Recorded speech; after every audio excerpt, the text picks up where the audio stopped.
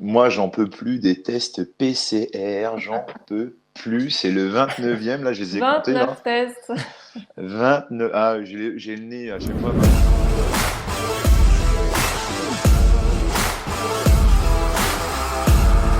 Bonjour à tous, bienvenue dans ce débrief dédié aujourd'hui à la Pro League, la 18e journée et puis globalement les derniers matchs. On va prendre également des nouvelles de nos deux invités. On a la chance aujourd'hui d'être avec deux ambassadeurs de Pro League. Tout d'abord avec l'ailier gauche du Cavigal Nice Handball, Jérémy Pirani. Bonjour Jérémy, comment vas-tu ? Salut, ça va très bien. On rentre d'une semaine dans l'Est, donc le week-end a fait du bien et puis voilà, ça va tranquillement. Tu vas nous raconter tout ça. Et notre deuxième invité, c'est le légendaire pivot du DMH, Marc Poletti. Bonjour Marc, comment vas-tu ? Bonjour, ça va, nickel. Il y a le beau temps, donc ça fait plaisir. Je partirai sur ça, on dira ça comme ça.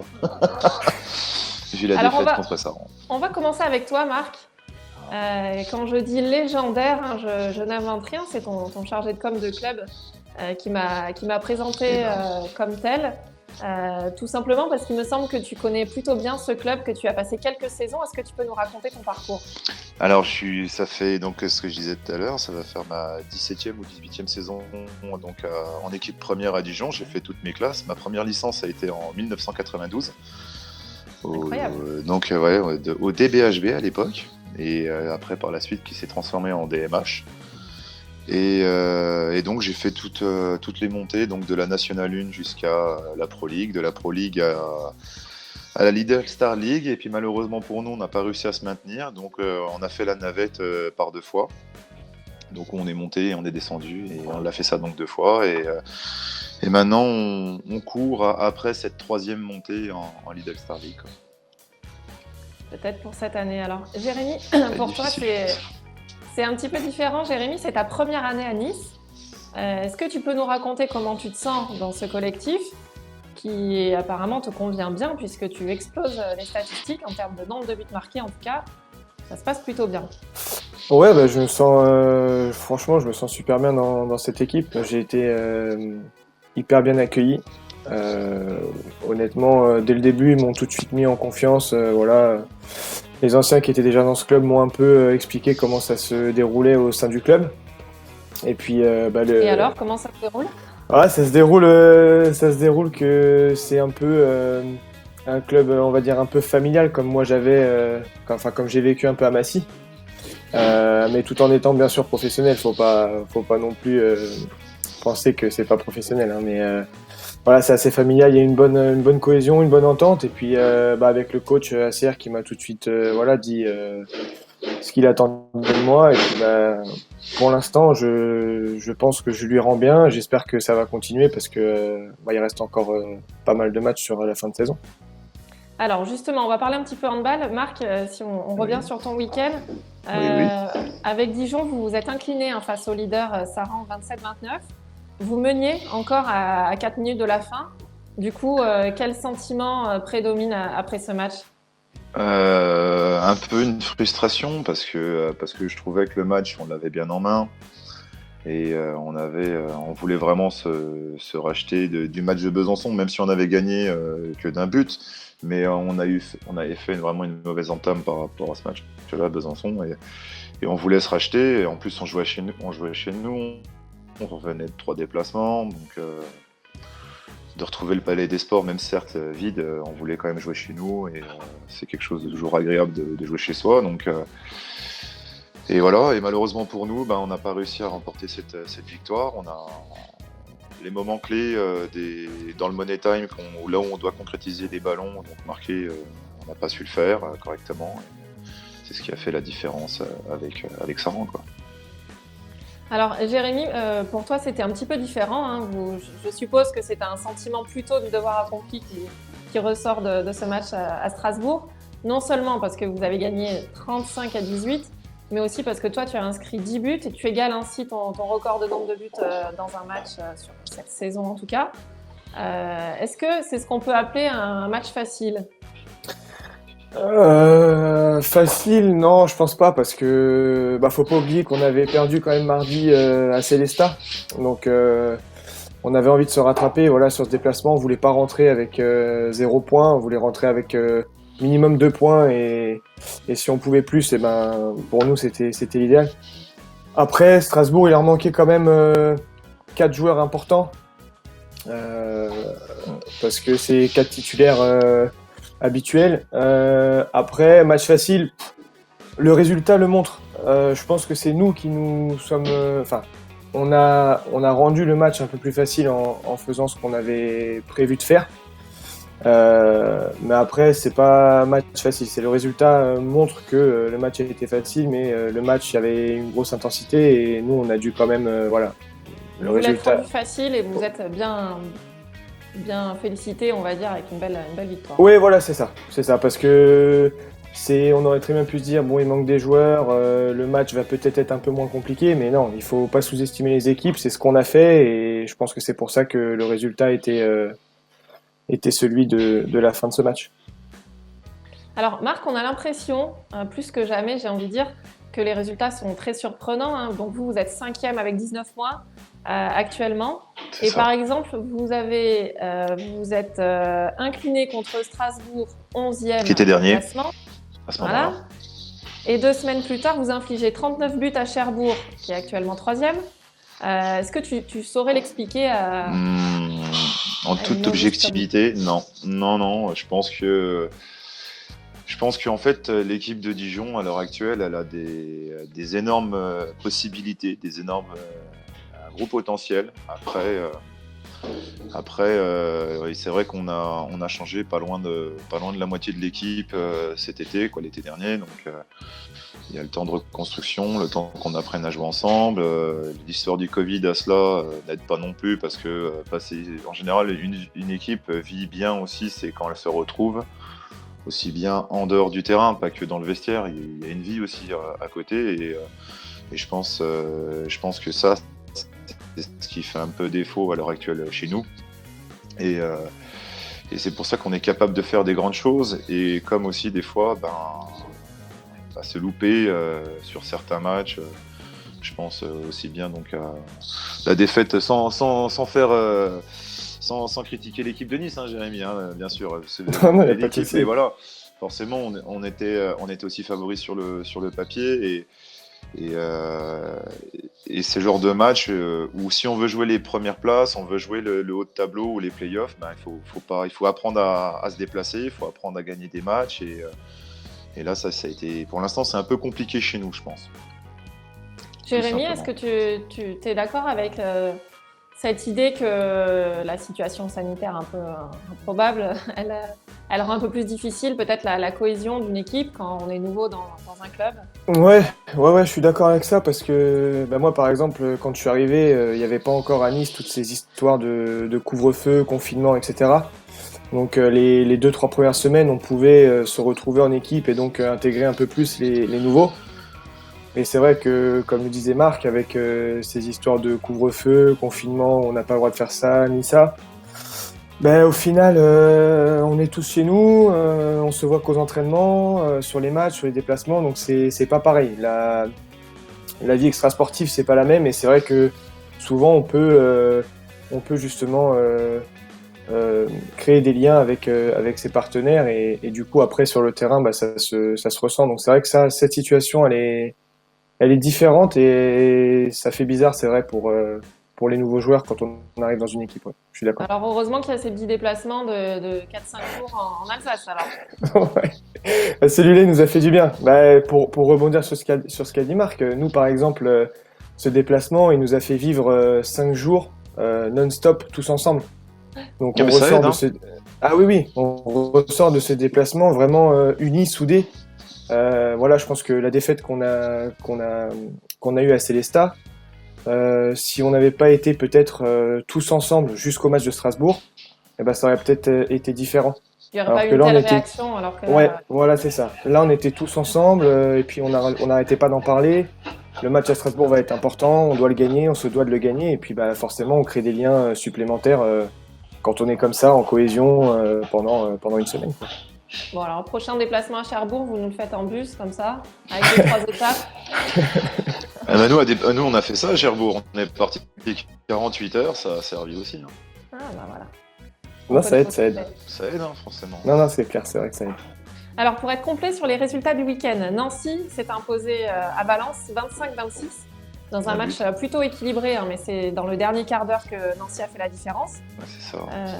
Massy s'est imposé à Billières 27-24, voilà, dans un match globalement maîtrisé par Massy, qui reste intercalé entre Dijon et Nice au classement. Besançon a pris 2 points à Sarrebourg dans un match important dans l'objectif du maintien, 32-30. Et puis le dernier résultat, c'est Cherbourg qui a battu Célestat 33-26. Cherbourg qui est resté sur 3 défaites consécutives, qui s'est repris, qui a arrêté l'hémorragie juste avant la trêve internationale. Alors messieurs, j'ai une info exclusive à vous donner. Ce sont les noms des 3 joueurs nommés au titre de joueurs du mois de février. Ah. Alors vous avez peut-être une idée, j'ai un petit indice pour vous, il n'y a pas de joueurs de vos clubs. Mais selon vous, qui c'est qui pourrait figurer dans ces 3 joueurs? Un joueur de Saran déjà, je dirais. Ouais, un joueur de Ponto. Ouais, ah, vous êtes bon. Ouais.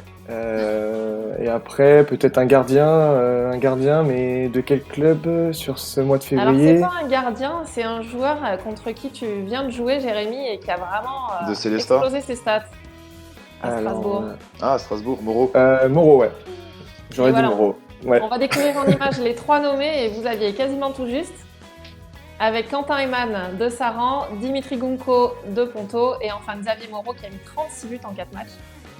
Donc, non, c'est mérité. Voilà. C'est mérité. Ouais. Les votes sont ouverts jusqu'à jeudi. N'hésitez pas sur proleague.fr. Et puis, on va vous donner aussi les 3 joueurs nommés en Lidl Star League. Alors, je ne sais pas si vous avez suivi ce mois de février. Pas vraiment, moi. Ouais, moi non plus, mais ouais. Pas vraiment. Sur ce mois de février, non, je pense que j'ai pas d'idée là. Alors, on a un gardien qui a surperformé avec Chambéry, c'est Nicolas Portner. Ouais. Voilà. Et puis, on a un joueur d'Ivry, Antonin Mohamed, et enfin Lucas Pelas de retour du mondial avec Montpellier. Voilà les 3 joueurs nommés au titre de joueurs du mois de février. N'hésitez pas à aller voter sur lidlstarleague.fr. Messieurs, c'est l'heure maintenant des questions carte blanche. C'est à vous de travailler, de faire les journalistes. Je vous ai demandé de préparer une petite question pour l'autre invité. Donc, on va ouvrir le bal avec toi, Marc. Une question pour Jérémy. Ouais, Jérémy, donc j'ai vu que tu avais joué donc à Cesson, si je dis pas de bêtises. Ouais.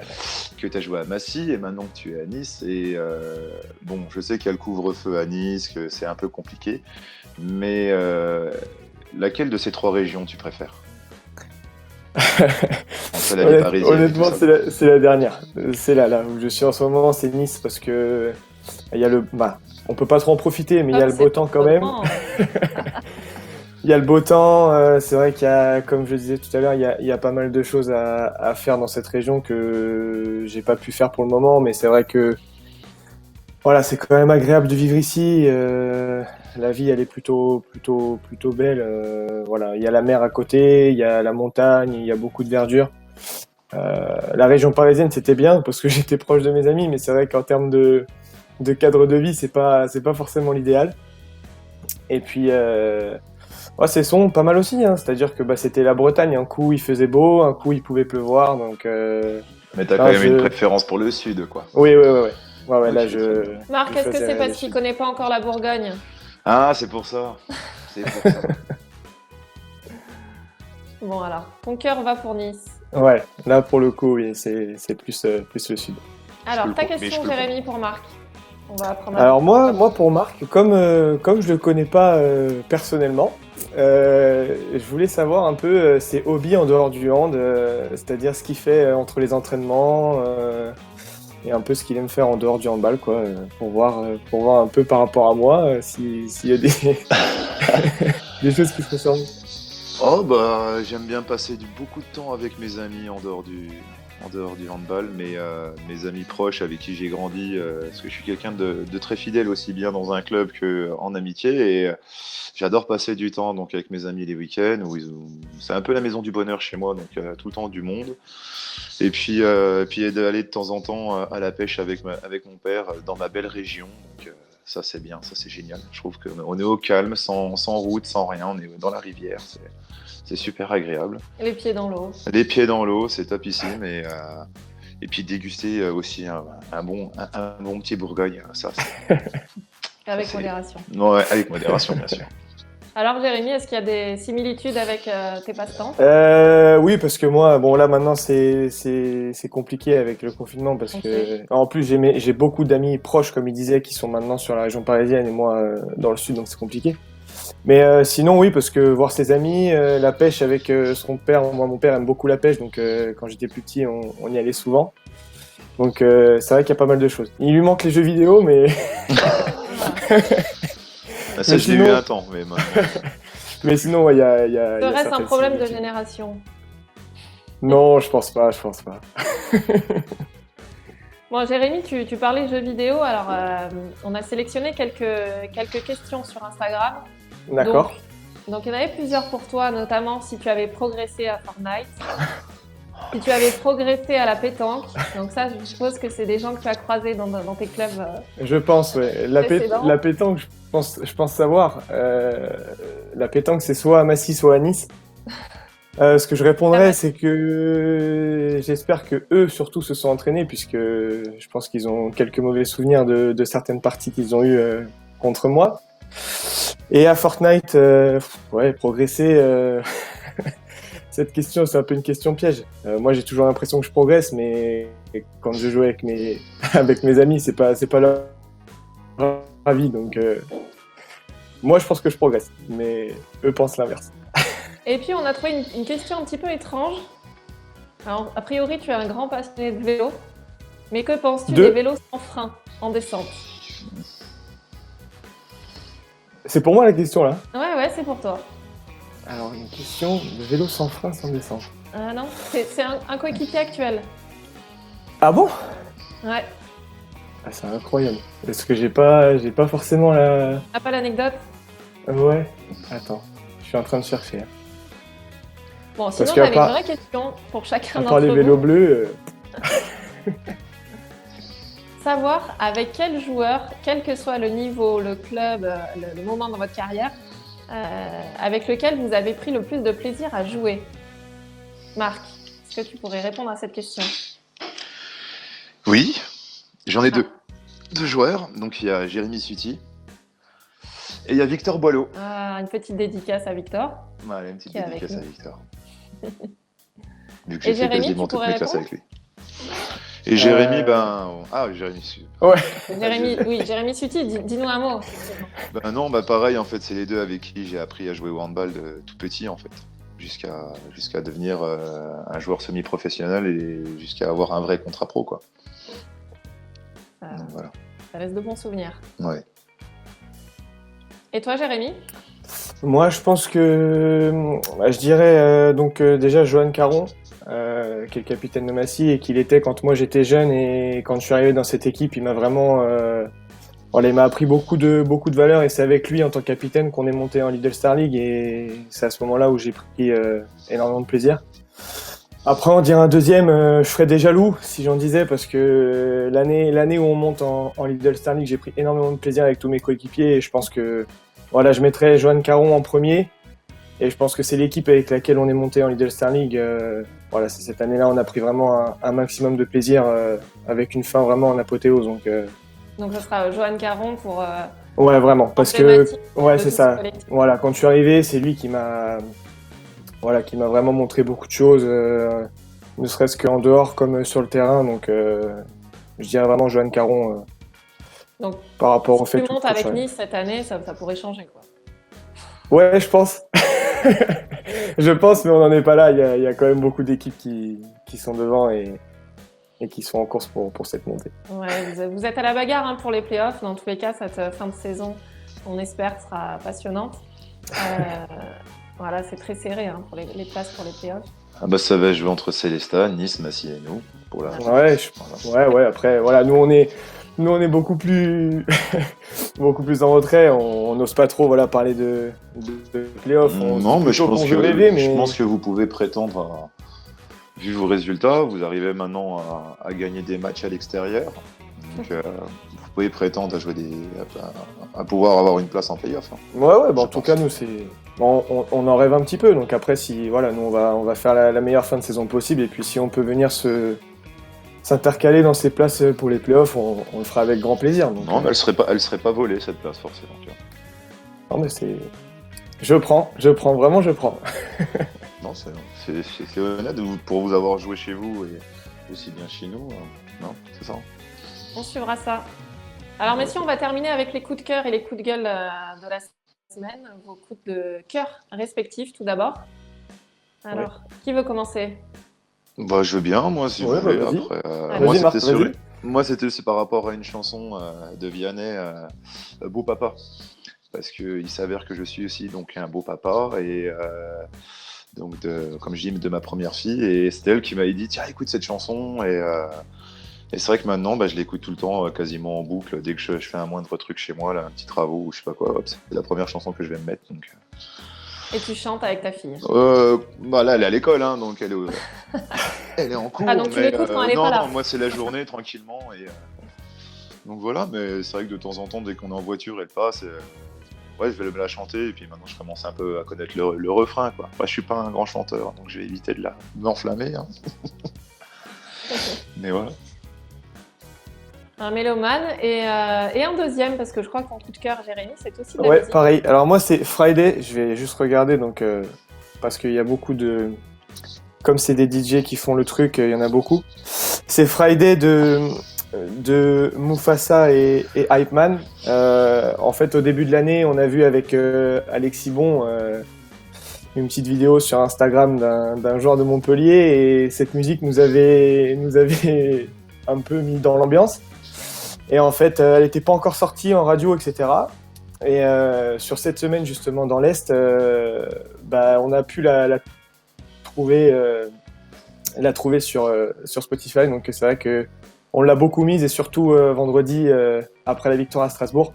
D'accord. Et vraiment, c'est une musique qui en ce moment nous caractérise bien, parce que vendredi, on était quand même super contents, et du coup, c'est un coup de cœur en ce moment, parce que du coup, maintenant, je la mets tout le temps. Dès que je peux, je la mets, et je m'ambiance un peu tout seul, c'est vrai. Je vais pas me le cacher.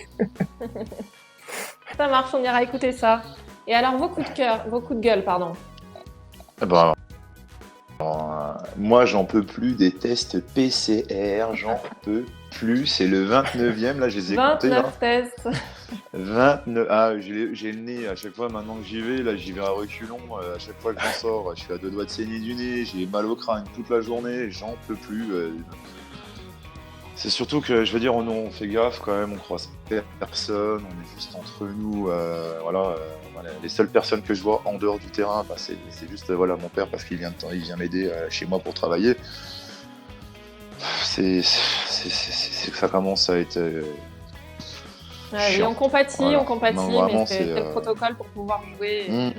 Voilà. Encore, je préfère avoir ça que de jouer avec un masque comme en Espagne, mais quand même. Voilà. C'est vrai. De ne pas jouer, hein. Pensez à l'année dernière. Oui, aussi, oui. On va bientôt fêter mais bon, j'aimerais bien qu'on arrête un peu de faire une fois par semaine un test. Mais bon. On croise les doigts qu'on sorte de ça rapidement. Et alors, Jérémy, ton coup de gueule, toi, c'est sportif. Ouais, c'est sportif. Ça s'est passé hier soir. Exactement, je vais faire plaisir à pas mal de mes amis, parce que ils sont pas sans savoir que je suis supporter de l'OM. Et en ce moment, c'est vrai que c'est compliqué. Moi, perso, j'en peux plus de toutes ces histoires de salaire de joueurs, de je veux jouer avec un tel, je veux pas jouer, de on va racheter le club, on va pas le racheter. Ça reste du sport, donc beaucoup d'amis vont être contents que je mette un petit coup de gueule sur l'Olympique de Marseille, puisqu'on me charrie souvent. C'est bien, c'est honnête. On me charrie souvent là-dessus, mais c'est vrai que là, en ce moment, quand on est supporter, c'est un peu chiant d'entendre tout ça. Les salaires, moi j'ai pas assez, toi t'as plus. Je vais vendre le club, je vais pas vendre le club. Les supporters qui réagissent à leur manière, mais un peu trop excessive, à mon avis. Donc c'est sur l'Olympique de Marseille, mais voilà, n'en déplaise à tous mes amis, je reste quand même supporter de ce club. C'est bien, mais qu'ils prennent un peu exemple sur le handball. Ce serait bien, ouais. Voilà, ça se passe. Ce serait bien quand même. Bon, merci messieurs d'avoir passé ce moment en notre compagnie. Place à la trêve internationale et au tournoi de qualification olympique de l'équipe de France. On passe en mode Allez les Bleus. Et puis la Pro League sera de retour le 19 mars pour la 19e journée, avec au programme pour vous alors un Nice-Cherbourg et un Célestat-Dijon. Voilà. Ouais, 2 gros matchs. Donc profitez bien de ces quelques jours off et puis retour à l'entraînement très vite. Passez une bonne semaine. Merci à tous. À bientôt. Salut. Merci. Merci, au revoir.